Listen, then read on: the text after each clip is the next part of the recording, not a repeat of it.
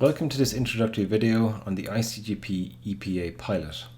My name is Brian McEllistrom. I'm a GP and also lead for this pilot. Before we begin, it is important to appreciate how the feedback tools interact with the curriculum. In the above slide, you can see on the right that the feedback tools, of which there are three, interact with the entrustable professional activities, which in turn go back to the curriculum. The three feedback tools for this pilot are the PIP-C for consultations which have been observed by the trainer, the PIP-P for physical exams or procedures which have been observed by the trainer, and case-based discussions. Each of the 18 EPAs has three distinct tools associated with it. However, they're very similar, and you should find that once you become familiar with one, this will overlap into other domains quite easily.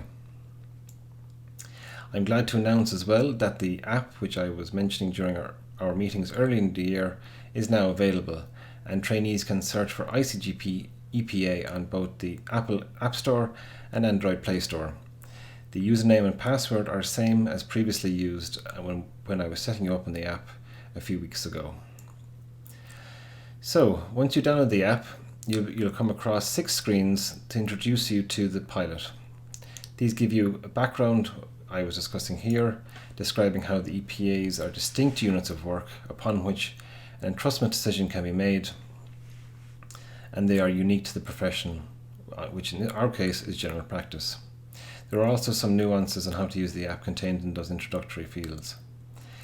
I should note that the first sync that you do could take up to 20 minutes, and I would recommend that you only do it over Wi-Fi.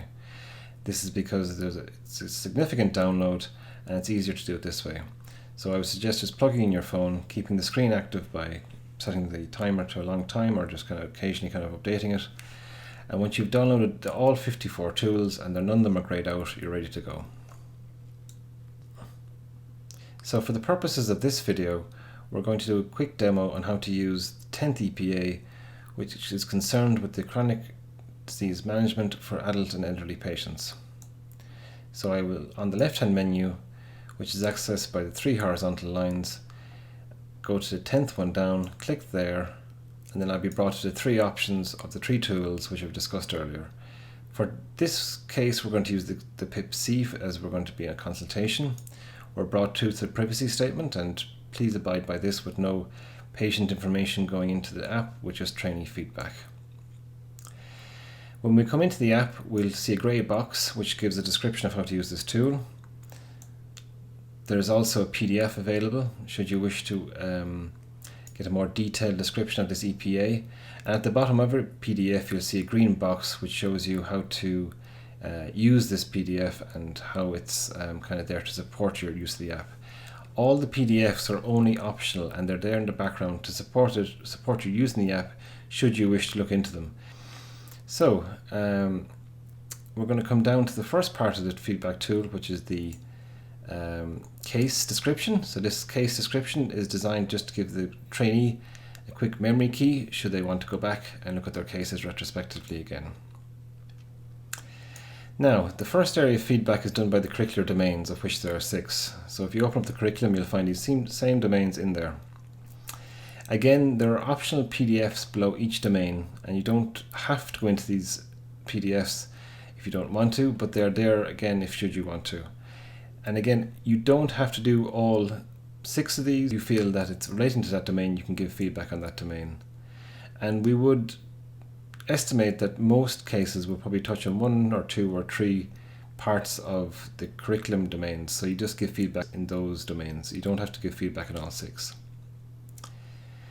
Moving on to the probably more important area of feedback is the Freetext entry, which is the trainer's feedback. Actually, on this point, it's important to stress that whilst the app is on the trainee's phone or on the desktop on the web browser, all the feedback going into it is a trainer's. This can either be inputted by the trainee or by the trainer, whichever is more convenient to yourselves locally.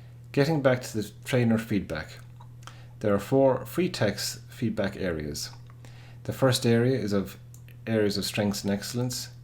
Next is areas for development, then the action plan, and then the trainee timeline for attention to the action plan. This is really a very key part of the app, so we would encourage you to give detailed feedback here. Finally, the trainer needs to sign the app at the bottom, and then the trainee can complete the app at the top right by saying submit, and then complete this assessment. And that is the first assessment done. Thank you very much, and should you need assistance at any point, please contact us at curriculum@icgp.ie.